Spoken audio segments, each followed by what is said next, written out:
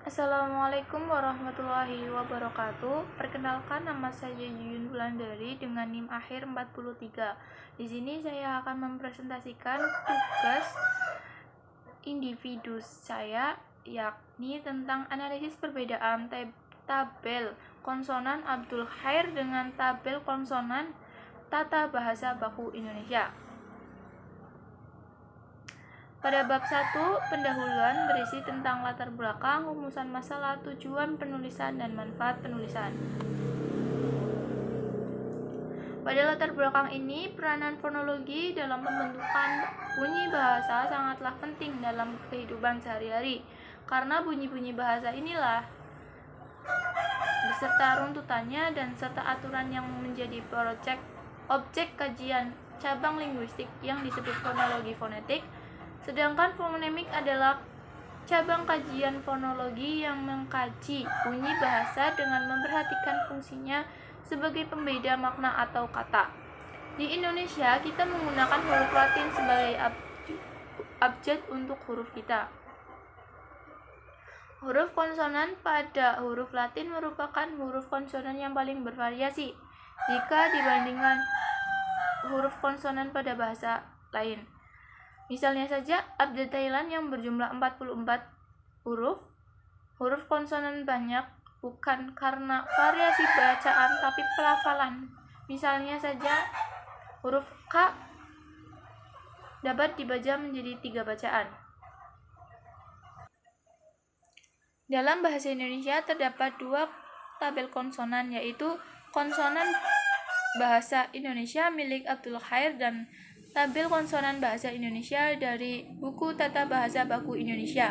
Berdasarkan latar belakang tersebut, maka peneliti melakukan penelitian tentang perbedaan kedua tabel tersebut.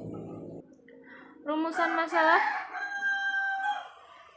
pada poin pertama ialah bagaimana gambar dari kedua konsonan tersebut. Yang kedua adalah di manakah letak perbedaan kedua konsonan tersebut. Yang ketiga adalah bagaimana implementasi penyebutan bunyi konsonan tersebut.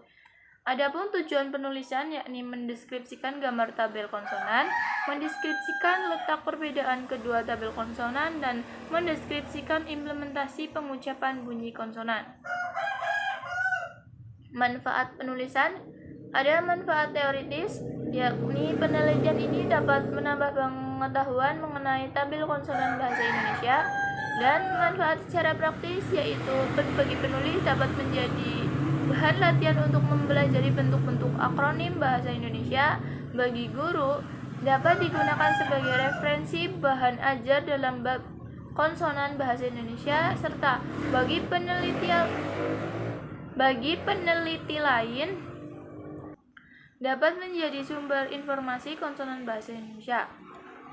Adapun kita masuk ke bab kedua, yakni bab pembahasan, berisi mengenai penelitian yang relevan, landasan teori, dan jawaban atas rumusan masalah.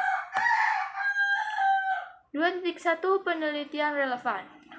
Ada beberapa penelitian yang penulis jadikan sebagai referensi untuk pembahasan pada berita Kompas Harian edisi 2022. Referensi penelitian tersebut ialah makalah vokal dan konsonan karya Mai Rafani Nuragiani yang menjabarkan tentang vokal dan konsonan bahasa Indonesia. Lalu dari penelitian tersebut kurang lebih sama dengan penulis teliti saat ini, namun ada perbedaan, yaitu objek kajian yang berupa 2 tabel konsonan bahasa Indonesia. Untuk itu, peneliti berharap penulisan ini dapat bermanfaat untuk menunjang pembelajaran bahasa Indonesia. 2.2 Landasan teori. 2.2a Pengertian. Konsonan merupakan bunyi bahasa yang diproduksi dengan cara setelah arus ujar keluar dari glotis, lalu mendapat hambatan pada alat-alat ucap tertentu di dalam rongga mulut dan rongga hidung. 2.2b Klasifikasi bunyi konsonan. Ada tempat artikulasi, yaitu tempat terjadinya bunyi konsonan atau tempat bertemunya artikulator aktif dan artikulator pasif. Yang kedua ada cara artikulasi, yaitu bagaimana tindakan atau perlakuan terhadap arus udara yang keluar dari glotis dalam menghasilkan bunyi konsonan tersebut.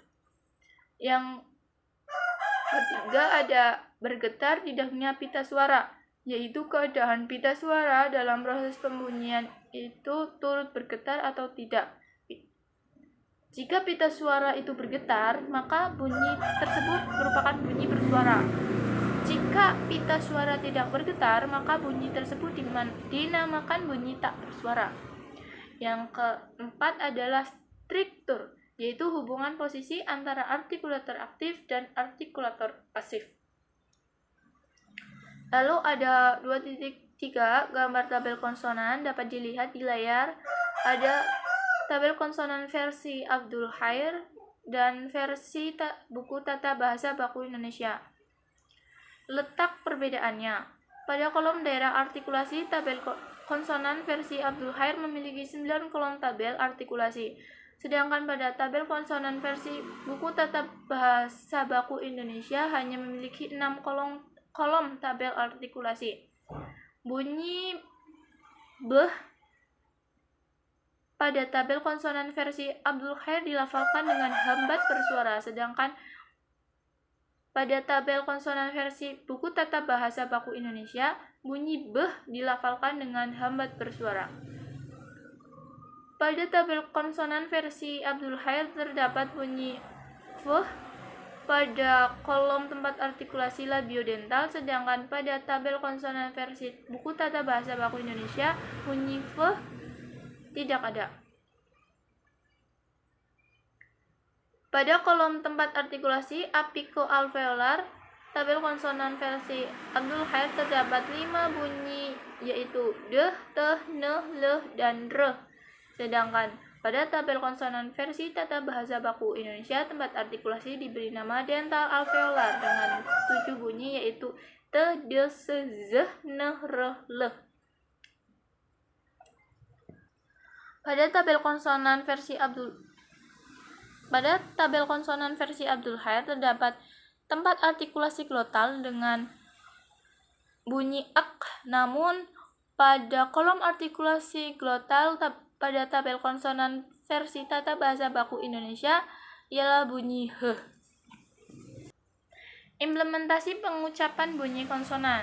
Dalam implementasi pengucapan bunyi konsonan, peneliti melampirkan link video dari implementasi tersebut.